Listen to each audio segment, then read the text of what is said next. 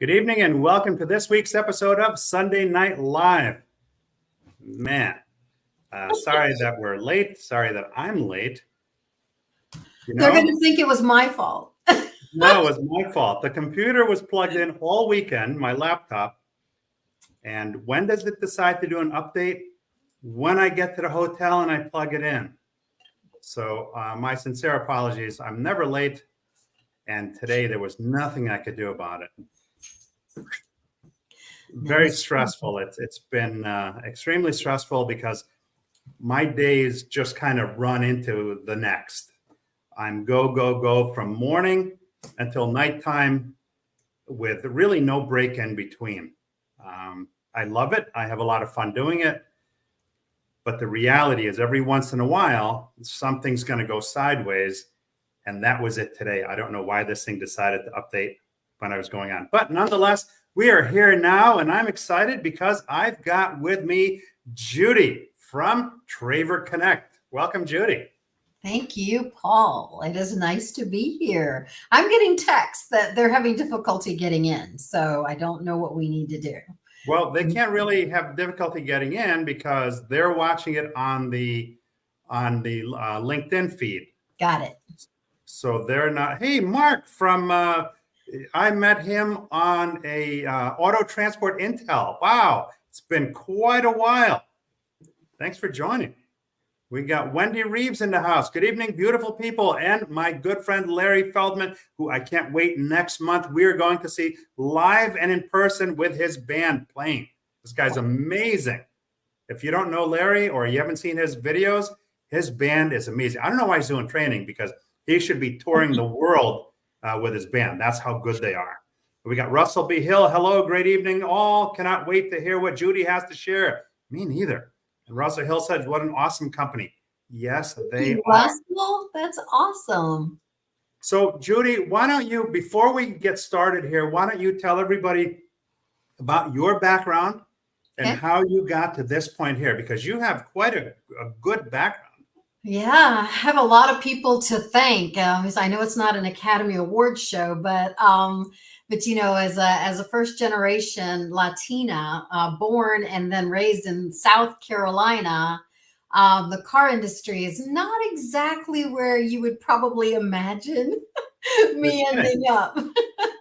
But just a stroke of luck and some timing got me to stumble into the car business. And I got to say, there are a lot of people in this industry and a handful of gentlemen that saw something in me, you know, including that first GM that hired me. And I was the first female on the sales floor.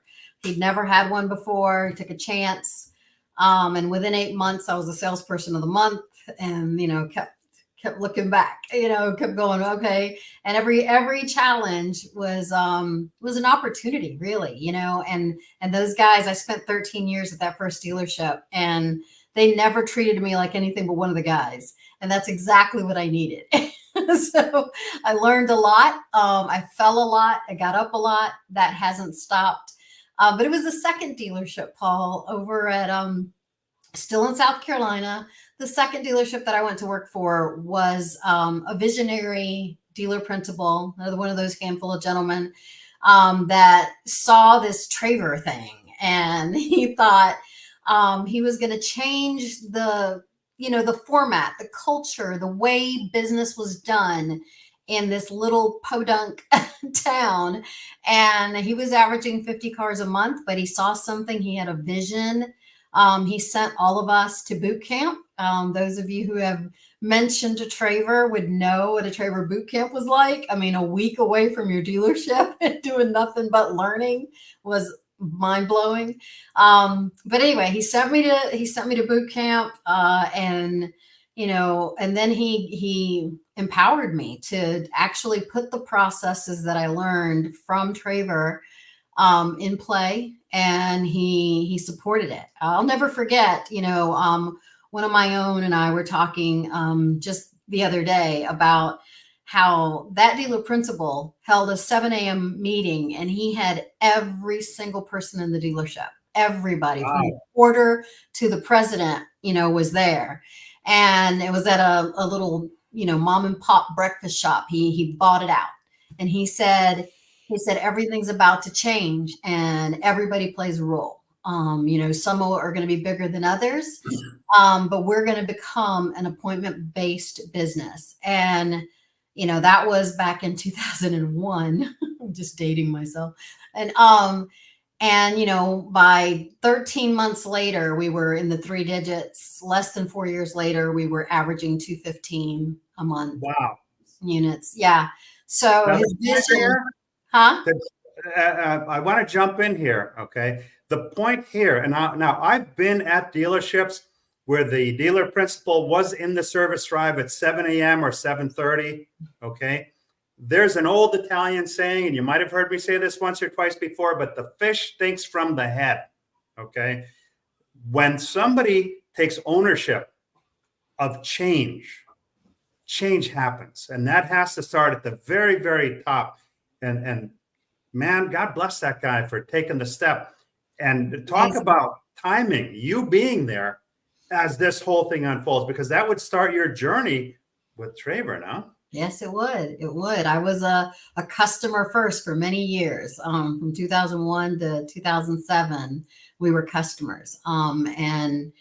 And then in 2007, I would still be there today. That's how incredible that dealer principal was. But he sold the store. And, when you sold the store and you'd never seen another female face in as a GSM or a GM spot, my options were limited.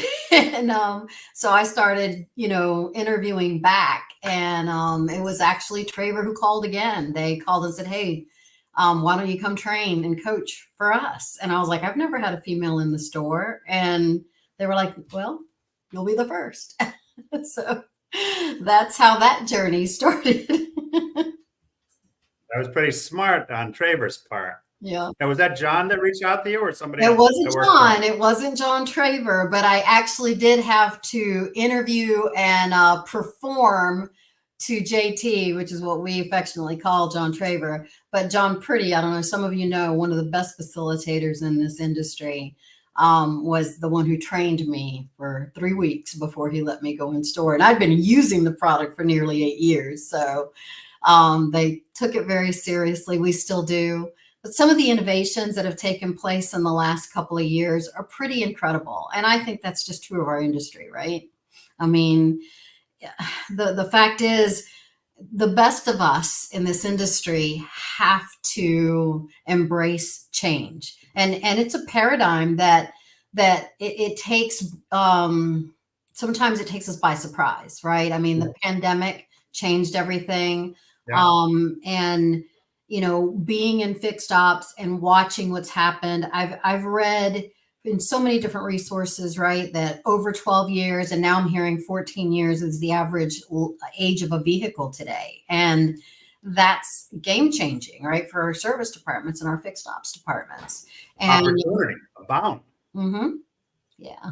Yeah. But something that hasn't changed is, you still have the two halves, right? The best businesses, the best dealerships run with what I call a connector, right? They have a connector between them because it's almost like two businesses. And anyone who grew up in dealership knows that. They know that variable and fixed, they can get along. They're each other's best customers.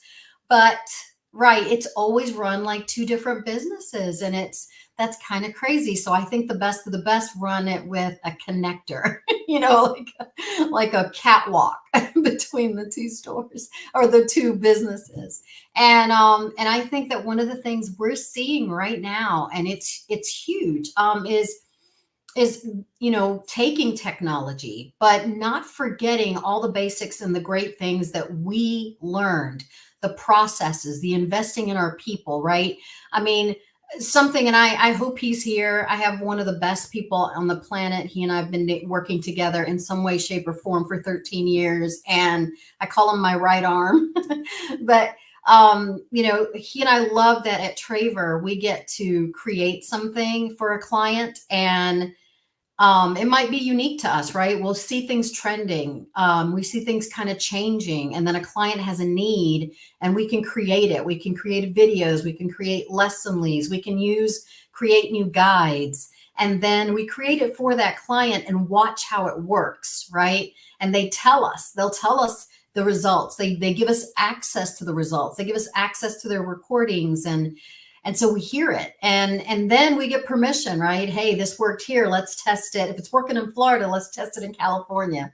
If it's working in New York, let's test it in New Mexico.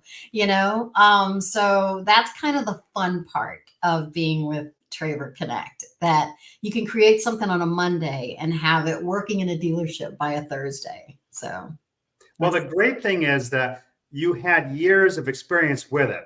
Okay. Yeah. So that gives you a foundation that most people really wouldn't have. But let me get to a couple of comments because I don't like to fall too far behind. Oh, another point here, and I tell my wife all the time, everybody is always watching. If you put out content, everybody's always watching. Don't worry about how many likes, how many this, how many that. The bottom line is everybody's watching. And because right here from Mark Grodeke, oh, did it? You know what? It's buffering a little bit here because the Wi-Fi is not too great. He says, I'm a lurker, Paul. I enjoy your show frequently, quietly in the background. Now, I met this guy, I think, a couple of years ago, and I hadn't really seen or heard much of him, but apparently he's been in the audience. And you don't know this necessarily, right? So to those people out there putting out content, put out content. And if you don't have anything to put out, it's okay. You don't have to put something out for the sake of putting something out. But if you have something of quality, put it out there because there are more people watching than you can even imagine. So thank you, Mark. Craig Cockrell says, hi, all. I think that's a new name. Is that somebody in your circle? Yes. He's someone that used to come into, remember that story I told you I ran? He used to be one of my Traver coaches, and then he became an account manager that I worked for. Awesome. Yeah. Russell B. Hill, I went through the boot camp in 1996. Life Before me. Before me, Russell. Wow. You predate me. I think Russell's old like me. Wow. And we got Vernon Davis in the house. Good evening, Paul and Judy and viewers. Hi, guys. Yeah. My friend Michael Larkin. Hello, Paul and Judy. It's a great weekend. And Russell Hill says, unbelievable shift taking place in before our eyes in fixed operations. Mm-hmm. Now, but you're not just fixed operations. You're fixed and variable, all of it, right? Correct. And a lot of our fixed ops clients, we haven't done a great job. I know JT's probably not going to like hearing this, but we haven't done a great job advertising. You said something about you have content, put out content. We need to get better at that because we have grown holistically and organically. We have nearly 2 years ago, we launched sales. And if those of you who know Traver and know of JT and John Traver, you may or may not know that this gentleman that I'm fortunate enough to work for actually trademarked BDC and BDM back in 1990. So, phone rooms were created before him, but he was smart enough to take a phone room and turn it into a business development center and trademark it. So a lot of people don't know that. I mean, talk about the godfather of BDC, right? So, but with that said, a lot of our own clients don't even know that we do sales. And what we're doing in sales is really exciting. I know that you gave me a chance to make a list of things that are kind of urgent and important. And one of the things and pain points that we're seeing a lot of our dealers say, and it starts right with our FODs who are working with their GMs and stuff, and they go, web leads. We can't get to them fast enough. When we get to them, we're chasing them. The internet process is just getting longer and longer. And even with OEs asking us to get in touch with them within the first 15 minutes that a lead comes in. 2 years ago, I realized with the products that JT and the rest of the team were creating that 15 minutes is way too long. If you're going to wait 15 minutes, you may as well wait 24 hours. Yeah, that's how. Let me tell you something about leads and sales, okay? It was 1 year ago, I think yesterday or the day before, I got the happy anniversary thing from my sales guy at Premier Subaru. whom I love, by the way. And I shopped literally 21 dealers. And of the 21 dealers, Let me guess, two? 2 followed up with me. One was my previous dealer, and the other one was Premier Subaru, who wanted my business, was on it every step of the way. So the need for responding and better responding could not be greater. So I'm very excited to hear about what you have to offer. I just wanted to interject that, because when we say that, well, it was that way, no, it's that way now. We are in the isms is what we're talking about. And it is that way. We have a client that recently came on, and they're converting 3 and 4% of their leads, which is dismal. Anyone in this industry, whether you've been in it for a day or a year or a decade, you know that single digit conversion stinks. That means that out of 100 leads, 96 to 97 evaporated. And What they're a waste. How much do dealers spend? $20,000 to $30,000 every month to get people to come in, and out of 100, 96 to 97 go. Wow. Whoa, Sean Woodward is on. Hey, Sean. Oh my gosh. Love Sean. He's a good guy. Last time I saw him was before he got promoted to the GM at the Chevy store. He was working at the Honda store. I remember going in there. It was, I had the honor to work in his store as one of his on-site coaches. So great guy. Cool. Russell Hill, John Traver is one amazing gentleman with tremendous insights into industry trends. Well, he's been around, so he would definitely be the guy to go to. And he says the follow-up was bad 25 years ago and even worse now. Right. JT was a visionary, Paul, and he still is. And we still watch trends, right? We meet regularly, and he's always watching, learning, teaching. But what we're talking about, I mean, I can't help but get a visual of a new up bus, guys. If you're paying attention, I'm telling you, these web leads with our tool, we call it our Traver Connect rapid response tool. What we do is we grab, as those internet leads hit the CRMs, we grab them and we turn them into phone calls. Because think about it. If you're only going to chase the lead via the internet, no matter how good you are at writing templates or personalizing a text or personalizing an email, right? The fact is that it takes time, and you still only have 7%. Those of you who went to boot camp know where this is coming from. 7% of your ability to communicate comes from the written word, right? But when you add the voice and you add the tonality, now you've bumped it up to 45% of your ability to communicate. It was a paradigm shift for me, Paul, because I thought, ooh, these are web leads. They're not going to want to talk to us. They're not going to pick up the phone. But in 2 years, nearly 60% of those web leads that we convert are answering the phone the first time. In under 2 minutes. They're picking up the phone. And we've got videos of our agents and our clients, people that we've turned into wow videos, because that's all the customers keep saying. They're like, wow, I didn't even finish hitting send. I got a text and boom, my phone rang. And we thought, ooh, this is going to be tough, because it's kind of like sneaking up behind somebody, right? Covering their eyes and going, guess who? But it's not happening. Customers that actually pick up the phone are excited that you're calling them. They're excited that you're talking to them. We have plans in place, and of course in our guides, that we engage the client. We actually ask them questions about how long they've been looking and how long this journey's been and how many web leads have they submitted. We saw they were looking on our site, and so we wanted to help them. And we asked them to help us put a plan in place to make sure we have something to show them when they get to the store. And that, guys, as you know, that's not about customer service. That's about customer experience. That's about leveling it up, right? Yeah. That's engaging anybody in our industry. If you say ABC in the middle of a room with car guys and gals, we're going to say, always be closing. But we all know that there's another ABC, and that other ABC is always benefit your client. If you can put that first, ABC, always benefit your client, in front of the other one, it just becomes so much easier, right? So that's one of the things that we always keep in mind is how does this benefit our client? And we Now, don't.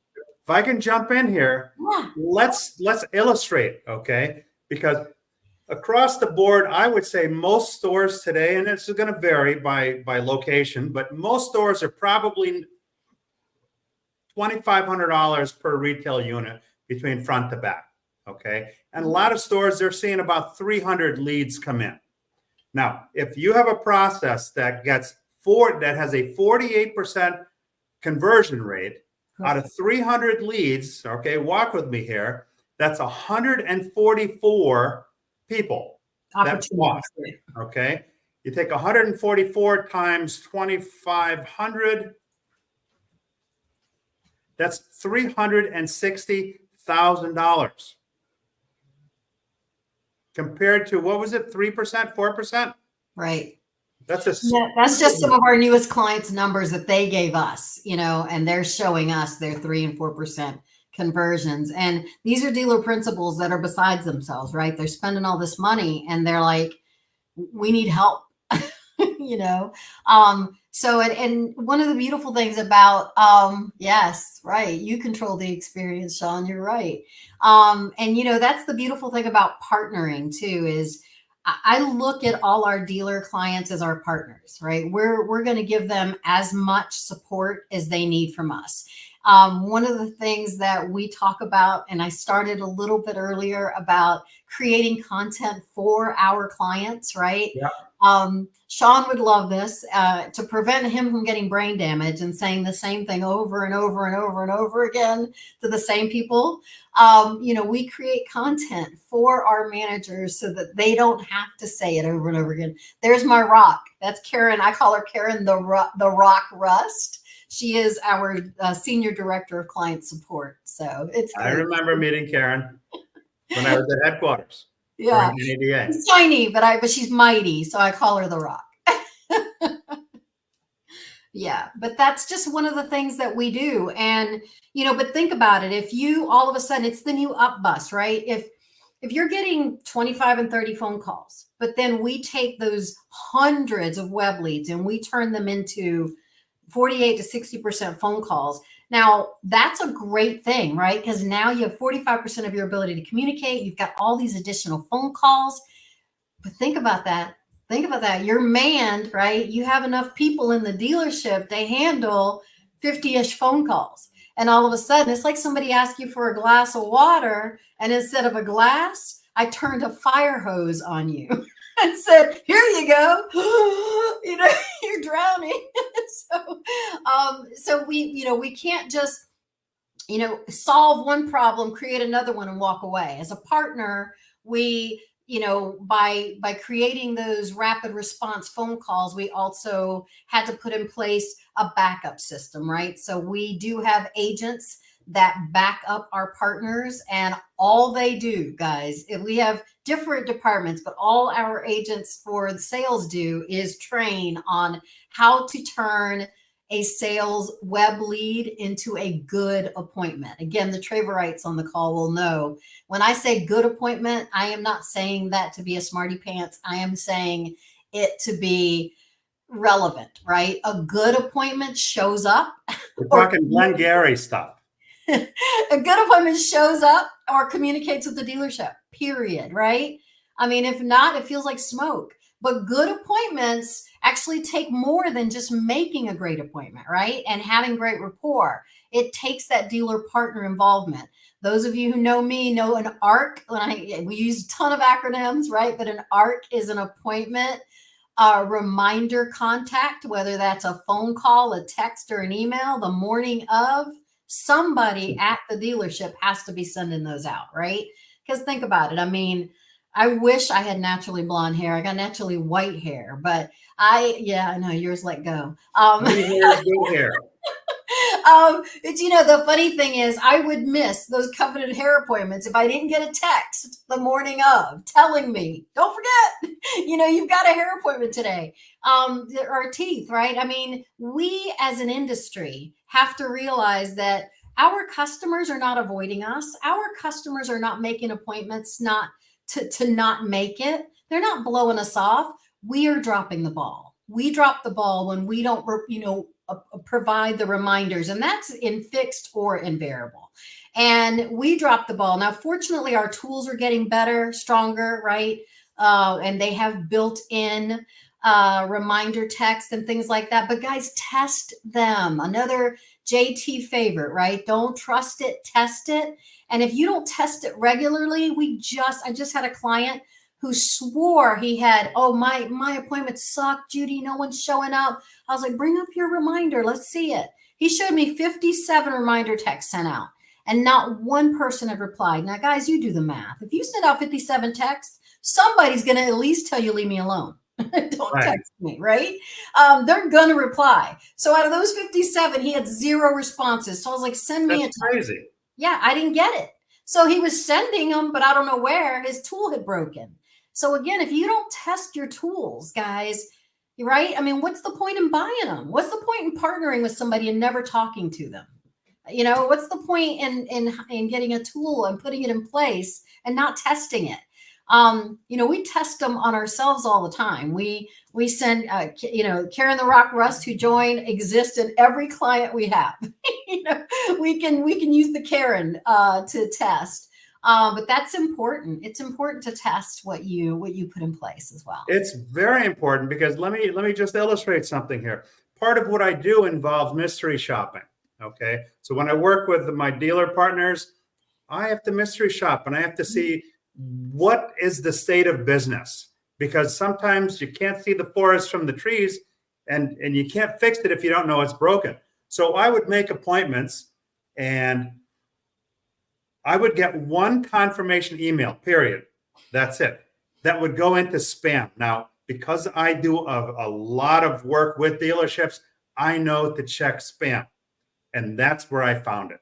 But the average customer, they're not going to check spam. They're not even going to know to check spam. Oh, and then take it further than that. I didn't show up for the appointment. Surprise, surprise. I had no intention of showing up for the appointment. Yet I didn't get any kind of a phone call, a text. Sorry, we missed you. Let's reschedule you. None of that. 6 o'clock at night, I got an email, which again went into spam. That's it. So when you think about the amount of money dealerships spend on tools without testing them, there's a reason in the trilogy of people, process, tools.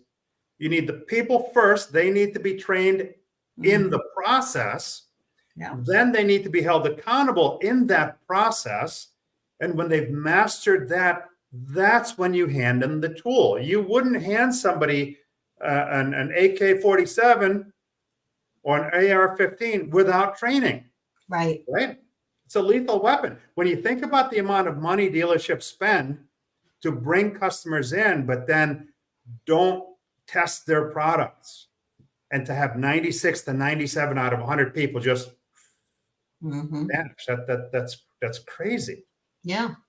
So, there's some things that are just so well done. They don't need to be fixed. They just need to be used. And, those manager thank yous, and I'm glad I saw Sean on there. There are probably several others, but those manager thank yous where you invest 35, 45 seconds of your time into that appointment that you paid to have set, from someone, and it notches up that show rate 10 to 12%. I mean, that in and of itself is a game changer, right? When we're talking about single digit conversions, we need everybody to show up. And it's so easy to fix, but it takes that partnership. It takes that follow up and making sure that takes place, right? So you talked about people and process, and it's funny because you're absolutely right. But I always talk about people and process like they're in tandem, right? I always imagine jumping out of a helicopter with my process, but I'm going to be strapped to it. I'm not jumping out without it. And quite frankly, there's so many great examples today. I mean, Chick-fil-A, I think, is a great example, whether you like them or not. It's one of the few restaurants that the line could be around the building and nobody's afraid to get in the line. Why? Because their processes are so good. Their processes are so good that they're actually highlighted in Six Sigma, right? They're highlighted in process expertise. So, to me, in our industry of automotive, it's so important that we not only talk about process, but we get our people engaged and involved in processes. You want to see a culture change. You want to see, a dealership change. Get the doers involved, because you're right. A fish swims with its head, but the body and the tail have to come with it. And that tail is the rudder. I gotta quote my mom here. My mom is 4'10". She's tiny but mighty. And everybody's afraid of her, including me. But my dad, he's the head of the house. He really is. But she's truly the neck. And that head goes where the neck tells it to go. So, no doubt. Yeah. So, that's to me how people in process are, right? Invest in your people. And it's not a one and done, right? It's a never done. That's a difference. The one and dones, the people in our industry, the people in our charge, the people in our dealerships, that's a never done. It's the difference between training and conditioning, right? Conditioning doesn't stop. Coaching doesn't stop. Training, you can deliver that package. Sure, deliver it. And here's the thing about when you have a process and it's consistent. Okay, you said with Chick-fil-A, nobody's going to get out of the line because they know it's going to happen, right? Mm-hmm. Now, we think as fast food as efficient, or at least that's the way it was intended to be. When Ray Kroc kind of revolutionized the whole fast food industry with processes, everything was good. However, all of that's gone by the wayside, because I was in Jacksonville a couple of weeks ago for Ed Roberts' book signing. Yeah. And I was in the mood for some fast food. I'm not going to lie. I have food issues. So I wanted to get a vanilla milkshake. Now I know it's not real milkshake, but nonetheless, I got in line. The line has a curb, so you can't get out of line if you want to. So I waited in this line. That the people at that store worked with the speed and enthusiasm at which paint dried. I pulled up. It was a good 2 minutes, 3 minutes before anyone said hello. Yikes. In the drive-through. By the time I got up to the thing, I'm sorry, we don't have any milkshakes. We ran out of ice cream. Who runs out of ice cream at a fast food place that sells milkshakes? So it gets worse. So now I go across the street. I'm in the mood for some chili. I get in yet another line that was very slow. By the time I finally get up there, now you can't get out of the line. You know what they said? What? They were out of chili. Oh, no. I was beside myself. You just want to ask him for your time back at that point. 40 minutes I wasted. Can you pay me for my time that I wasted in your lunch? 40 minutes I wasted. So when you have the right process, there's no time wasted. Yeah. Now, Mark Rodriguez, this is my brother from another mother, this guy. He's an amazing gentleman. We had the opportunity to fine dine together. He's got a special spot in my heart. He's got some real estate there. He's got a wonderful quote there. Another one that John Traver likes to use a lot is, people don't care how much you know until they know how much you care. Yep. Absolute truth right there, Mark. I had the cassettes. Yes. Yes. So can you give us a little bit of the secret sauce? Yeah. Well, some of the secret sauce, obviously, the tool, right? Turning a web lead into a rapid response phone call is step one, right? I mean, think about it. Instead of letting it sit there in the CRM for 15 minutes and doing your best to follow up, instead of following up with, let's use 100 because I can't do math without a calculator. Take it off my shoes. So with 100, let's say 48 or 60 of those turn into phone calls. Let's use 60 because that's even easier math. So 60 of those turn into phone calls. Think about it. You have had a chance to have a conversation and have build rapport and take that person out of the market. Now you're following up with 40% instead of 100, right? And they've shown that if you don't get them in the first 5 minutes, you have to chase them down because you're only going to have a 12% shot of having a conversation. Okay. Yeah. So that's step one. Step two is once you have that conversation, make sure you have a game plan, right? Those of you who know Traver or whatever company you're with coaching, you know that having a call guide, having a great game plan, right, and process that your people believe in and can execute with conviction is very important. At Traver, we call them call guides because we like the personalities to show through. Now, don't get me wrong, we do have a mystery shop department. They use scripts, but our sales department uses call guides.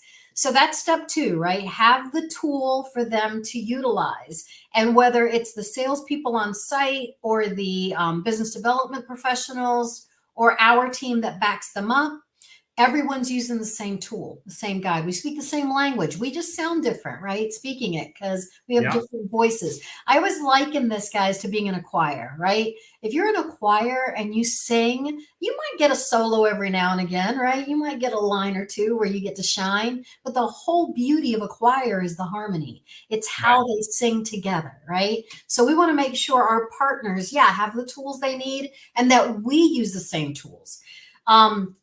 So that's step two. Step three is backing them up, having that backup. So we talked about the cup of water, right? You used to have 40 phone calls. We just added 60 out of 100 more. So now they have 100 phone calls instead of 40, and you didn't change your personnel. So if that's the case, the next piece of the secret sauce is backing up our clients.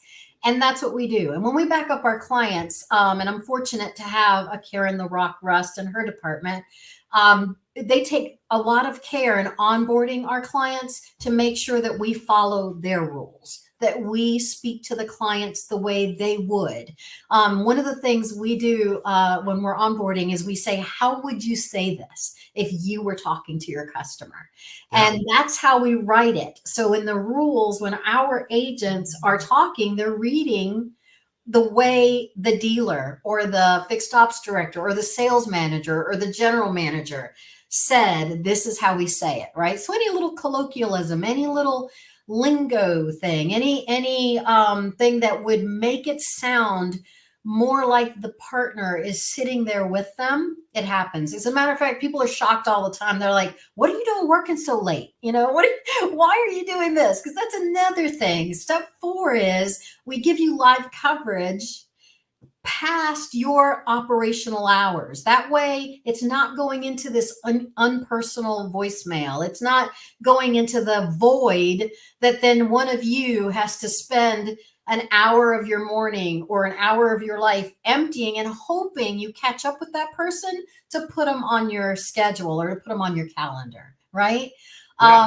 So that's some of the secret sauce. And the other thing that we do is we found from all of us having been in automotive industry and dealership that the worst thing you can do is do a whole lot of great things for us, but make it cause more work for the dealer. So we actually schedule everything in their CRMs. We schedule everything in their schedulers. Wait a minute. You mean I can't have yet another login that I have to remember passwords for or tape it to my terminal? Well, we do give you access to a dashboard if you want to see what we're doing and listen to just our calls. But we're doing all the work in your schedulers and in your CRMs. And I think let me back up there for a second. Hold on. So you get the lingo, you put together the manual. The store is in charge of the manual. The store then is helped with reminders and kind of pushed along with implementing the processes which they've agreed they want to implement. And then if it goes beyond what they're able to do, then there's a backup behind there. Yeah. And when they decide to go home, there's still that backup. And because it's a consistent messaging, that's why I think I saw one of the testimonials from one of your dealers where he was surprised because he thought that the person on the phone actually worked at the store. That's how consistent the messaging is that comes out of that.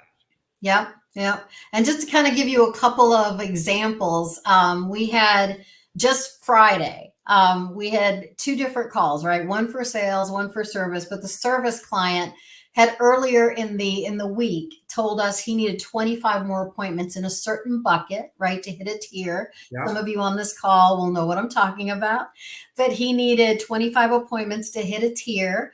And so we put together a video, we layered in a customized text with a link to their thing, and we sent out emails as well. And he told us, he sent a text and said, hey, we're at 125 appointments instead of 25. Thank you very much. Wow.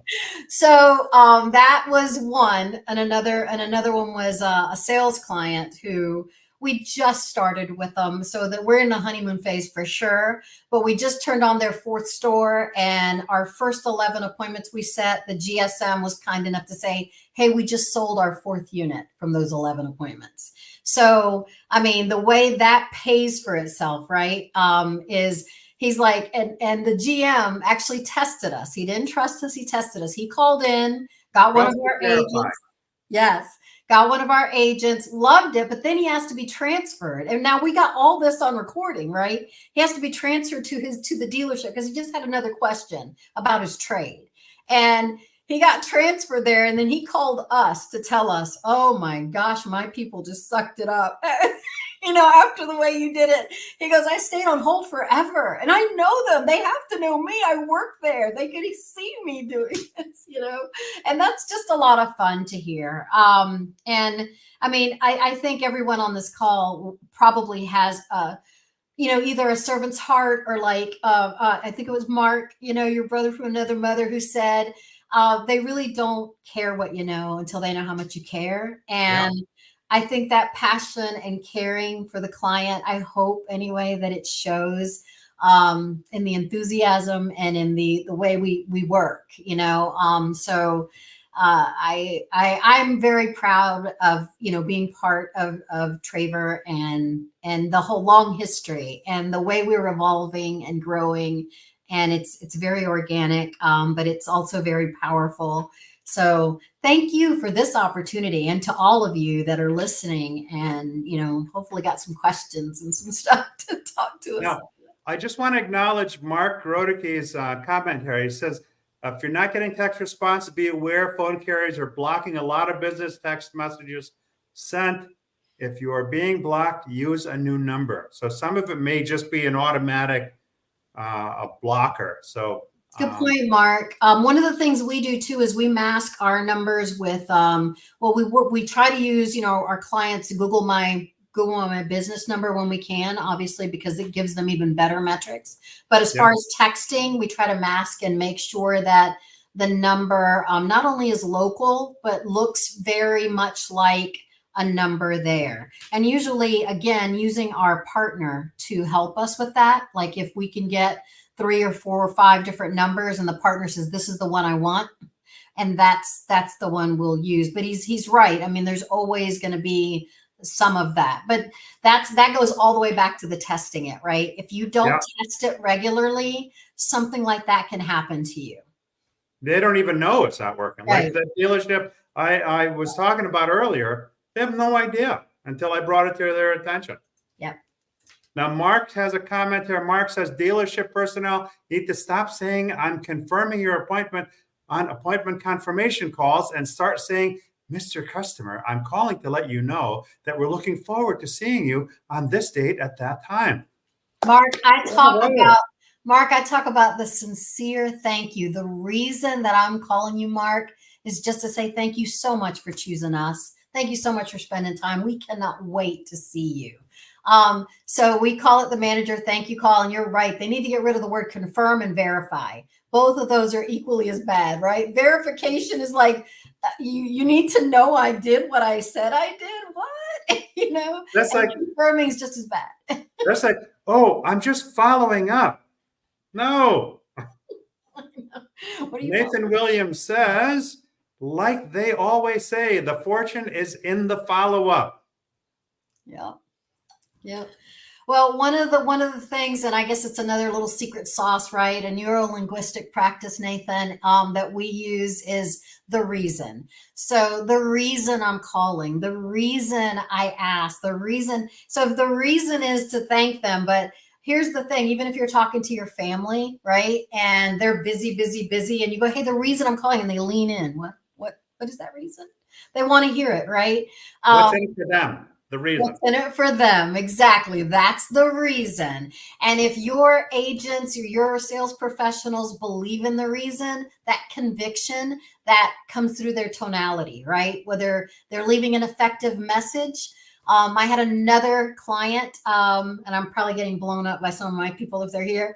But I had one of my clients say to me, Judy, nobody calls back. And I was like, will you please try leaving an effective message? It's 10 seconds of your time. But you just said, well, by the way, I'm going to send you a text.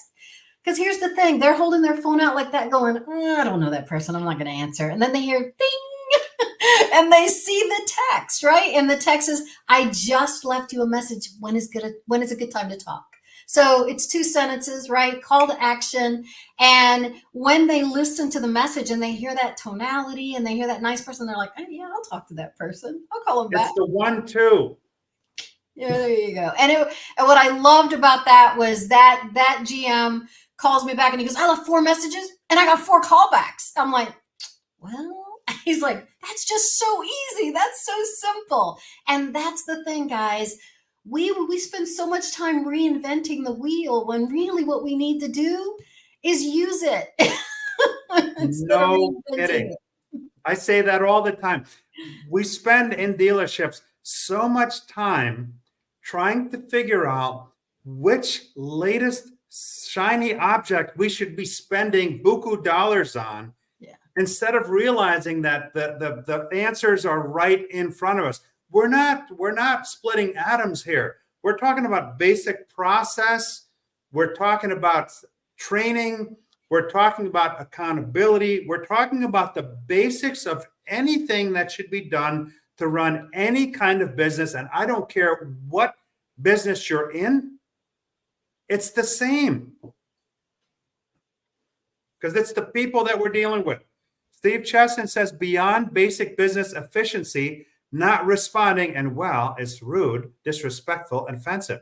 Try selling starting from that hole. Yeah, you need some water, right? You need to get out of the hole. But he's right. He nailed it. The fact he always nails it. Yeah. Well, and the fact is, a lot of simple things done consistently, right? It's just like somebody said to me, Judy, no one likes aggressiveness, but people love people who are professionally persistent. And it's one of my favorite phrases.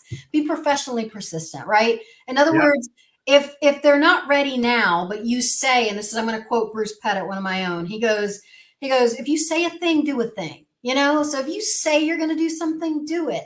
And meet or exceed their expectations. Guys, it's not just what we want our staff to do. It's what we should be doing, right? It's we tell them we're going to do something, let's do it. So basic honoring commitments. Yes. I posted recently, my dealer, Premier Subaru in Brantford, Connecticut. Mm-hmm. They made promises before the sale, during the sale, and after the sale. And they've maintained each and every one of them. And they keep getting free advertising from you because of it, too. I blow them up online. That's wonderful. That's exactly how it should be, right? Yeah. And it's, I love that comment Mark just made is that, see, that's the other thing. Being imperfect is actually what we should be. We are imperfect, right? I mean, what he's saying is if you wait a minute. Exactly. Whoa, wait a minute. Who's imperfect? No, well, Mark Ask is my saying, wife. Ask my wife. She'll tell you I'm perfect. oh Well, yeah, maybe yeah, don't call her right now. yeah. She's probably busy Yeah, right I'm texting her right now. She's already blowing me up. No, but Mark says here, if you respond exactly the way it's asked of you, right, you'll get blocked.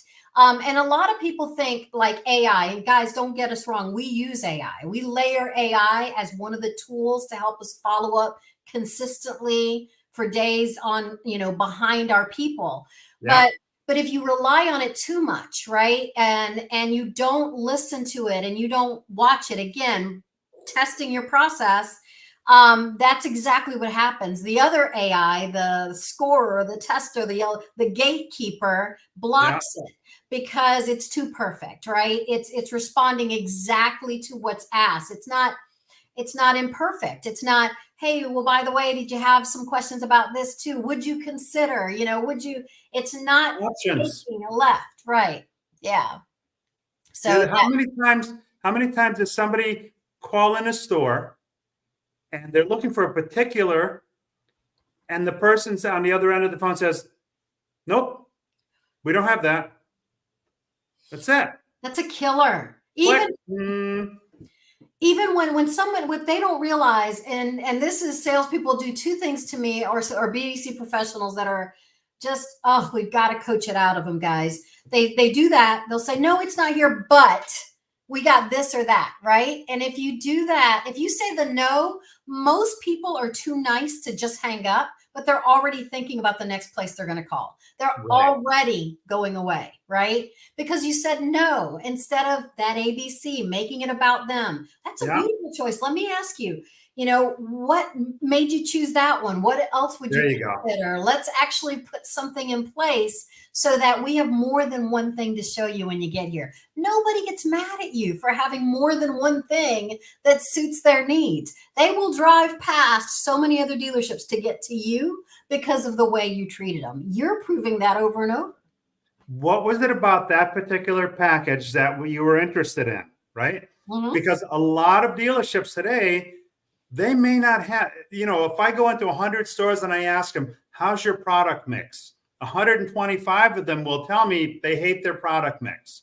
So you have to have the process where, what was it about that particular package that you were interested in?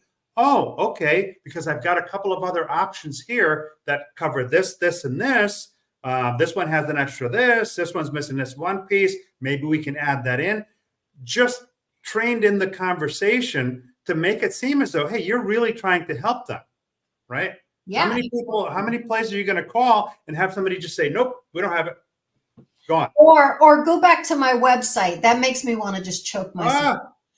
So they send them back to the internet, to the wild, wild internet. What? The goal is to get them on the phone. You got them on the phone and then you send them away. What is that? Sean is giving my right hand a shout out, and he's right. Bruce is awesome, and he's the man. And he also came up with the never say no, plan B option, right? Getting the clients involved so that the clients have a say in what they're coming to see. And they don't know what packages are called. And even if they do look it up, they might get stuck on one package and not realize there's another package very similar, right? Yeah.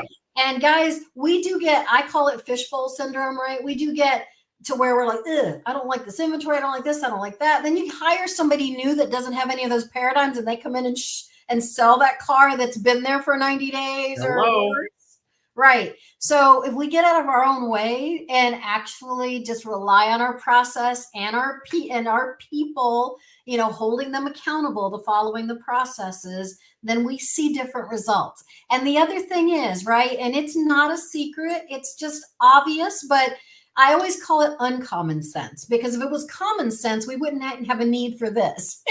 Uncommon sense is what we're talking about. But if people would actually just do the things that you say and teach and coach and pay those consultants and coaches to come into your dealership to do. And here's the thing, I jokingly tell my staff all the time, and they remind me, I'm the slowest one on the team. I can't do it as fast as they do. I can't go through a CRM as quickly as they do. I can't, do things in the scheduler as fast as they do. I just know how to do it so that I can hold them accountable. And what's so cute is when they show me, hey, Jude, you'd be faster if you do this and this and this. But what they respect is that I get in there and do it, right? I spend a week in the seat. I spend a week in the, Bruce spends a week in the seat. Karen spends a week in the seat. Karen, God bless her, she's our rock. But we actually sit in there. We listen to the calls. We sit next to them. And, a lot of us are remote. So we're sitting next to them like you and I are next to each other right now. And that's the thing. It doesn't take long, guys, for people to realize that you are watching and you do care. And we have this other thing, and this is an internal kind of, I guess, secret sauce, but we listen to our agents and we do MP3 coaching. So on the spot, we listen to a live call and we'll send a 1 minute, 2 minute, hey, that was a great call. This is what I would have liked to heard differently. Can you try that next time? And ping, they get that little, and they listen to it. They send it back. Okay, on it, on it, boss. And sometimes you'll hear a call that they didn't get the appointment on, but it was a great call. And they took 3 intelligent, relevant swings at setting it. And the customer's happy. You can hear it in their tonality. In fact, to me, that's worth a praise, Now, another takeaway here is that you listen to the call, you listen to it to really get the benefit out of how can we make it better. Yes. And the reason I want to highlight that is because there are a lot of stores that invest money monthly in recording software, but yet when you ask them how much time do you spend listening to those calls and what action do you take as a result of that? Oh, I can't do the cricket sound, but I know. But you can actually listen. sign in and see. That's the other thing, again, about technology, right? Technology layered into all of our, us working smarter and harder is that technology tells you. So we'll log in and it says, when was the last time Paul signed in? Never. Right. Right. Yikes. Okay. You're not using the tool. Yeah, I am. No, you're not. Under whose name? What's your alias? I need to check that one. I remember this was one of my favorite calls. A dealer called, I did regular check-ins to make sure that they were doing what they're supposed to. They weren't getting what they wanted out of it because they weren't using it properly. So I proactively reached out to the dealer. I said, look, I think we're going to need some more training here. And the guy proceeds to tell me that, well, your program doesn't work. No, it's not that the program doesn't work. It's you're not working because I'm checking the log and you logged in at the initial training and you logged in one other time for like 7 minutes. That's it. I know other people are crushing it with this software because we see the money, we see the reports. You guys are not. So I'm proactively calling you, not for you to tell me it doesn't work. No, I'm calling you to tell you I need to pull you onto the boat here because you're drowning. Right. You need to pull you out. You need to grab an oar. Yeah, and smack them with it. Yeah, exactly. So hopefully, I like I said, there's so many things that we do.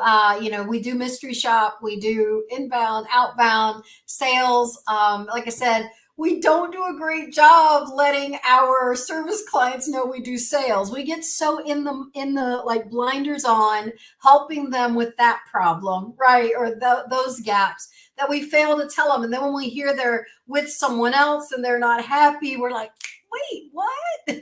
So I think the lesson for us at Traver Connect is that we have to learn to talk to our customers about everything and risk sounding salesy. I don't know if that means putting a little something at the end of our performance management recaps or something. Don't forget, we also blah, blah, blah.